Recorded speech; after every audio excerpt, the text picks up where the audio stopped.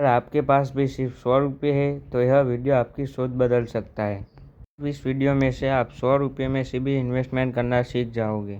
तो स्टार्ट करते हैं। अगर आपके पास सिर्फ 100 रुपये है तब भी आप निवेश की शुरुआत कर सकते हो।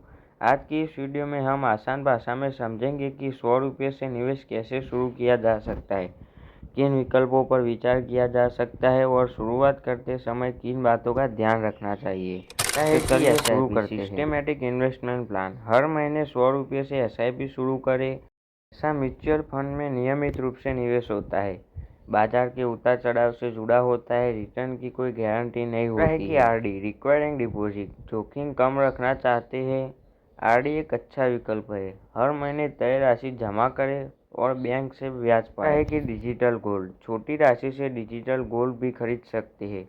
प्लेटफॉर्म की विश्वसनीयता और शुल्क की जानकारी जरूर लें। शुरू करने से पहले ये बात का ध्यान रखें, अपना इमरजेंसी फंड बनाएं।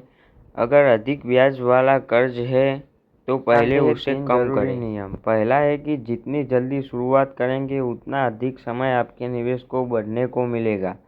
दूसरा नियम है कि नियमित निवेश करें, छोटी रकम भी समय के साथ बड़ा अंतर ला सकती है। तीसरा नियम है कि बिना समझे किसी भी निवेश में पैसा न लगाएं, पहले जानकारी लें फिर निर्णय लें। एक आसान उदाहरण के साथ समझे तो अगर आप हर महीने 100 रुपये बचाते हैं तो यह छोटी शुरुआत भविष्य में आपकी वित्तीय योजना को मजबूत बना सकती है। इसलिए छोटी शुरुआत करने से न हिचकिचाएं, छोटी बचत बड़ा परिणाम। मुझे आप कमेंट में बता दीजिएगा कि अगला वीडियो किस टॉपिक पे चाहिए आपको। मिलते हैं अगले वीडियो में, तब तक के लिए बाय बाय।